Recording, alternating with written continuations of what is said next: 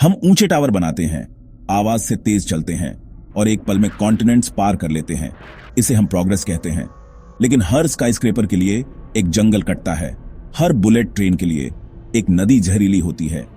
हम मानते हैं कि हम नेचर के मालिक हैं, पर हम आग से खेलते बच्चे हैं, उस घर से बेखबर जिसे हम जला रहे हैं। हमारी इकोनॉमीज को और चाहिए, और वेल्थ और पावर और कंजम्पशन कभी संतुष्ट नहीं होते।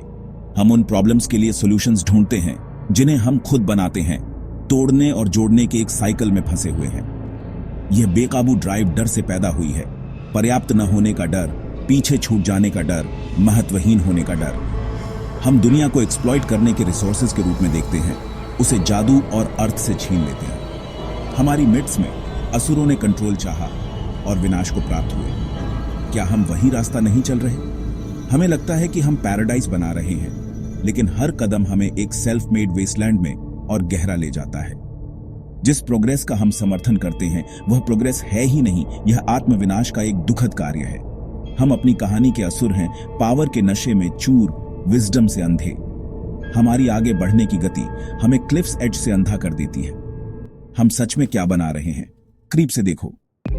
हिंदू कॉस्मोलॉजी में कलयुग अंधेरे और नैतिक पतन का युग है, पर यह सिर्फ एक समय नहीं, यह एक दिमागी स्थिति है। कलयुग तब शुरू होता है जब हम अपने कनेक्शंस भूल जाते हैं, एक दूसरे से, नेचर से, डिवाइन से। इस युग में एम्पैथी सूख जाती है, कंपैशन कमजोरी है और अदर एक थ्रेट बन जाता है।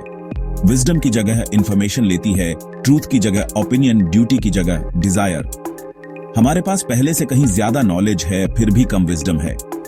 हमारा बेचैन मन वैलिडेशन चाहता है, अंदर शांति नहीं मिलती, इसलिए हम बाहर जीत हासिल करते हैं। हमारी दुनिया का कैओस हमारे अंदर की उथल पुथल को दर्शाता है। हमारी कहानियां और नेता इस अंधेरे को दर्शाते हैं।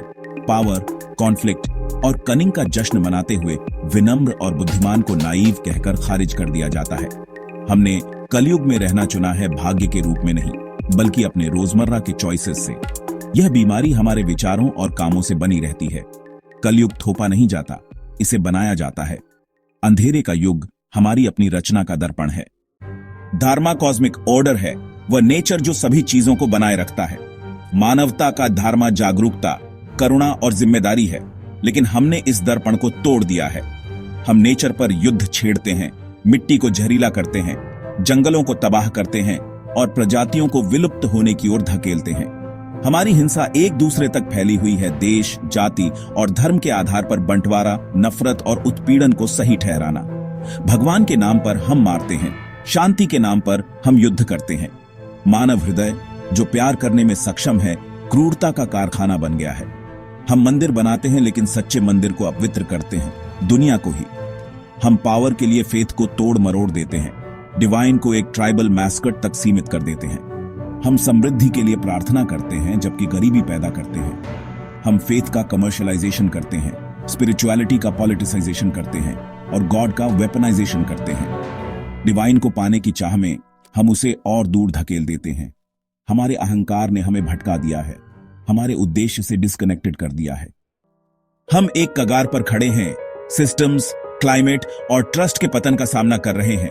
कलयुग की बीमारी मन की महामारी है। हम पैथोजन और विक्टिम दोनों हैं। एक परेशान करने वाला सवाल उठता है, क्या मानवता का गायब होना पृथ्वी का इलाज है? यदि कोई प्रजाति अपने ही हैबिटेट को नष्ट करती है, तो क्या उसका विलुप्त होना संतुलन बहाल करता है? हमारे बिना एक दुनिया की कल्पना करें। नदियां साफ बहती हैं, जंगल वापस आते हैं, जीवन फलता फूलता है, ग्रह ठीक हो जाएगा, हमारे लगातार टॉर्मेंट से मुक्त। क्या यह एक सुंदर विजन नहीं है? एक प्रजाति की लागत पर सद्भाव की बहाली। क्या हम बचाने लायक हैं अगर हमारी विरासत विनाश है? शायद हमारा उद्देश्य एक कॉशनरी टेल के रूप में सेवा करना है, न कि सितारों के कॉन्करर्स के रूप में।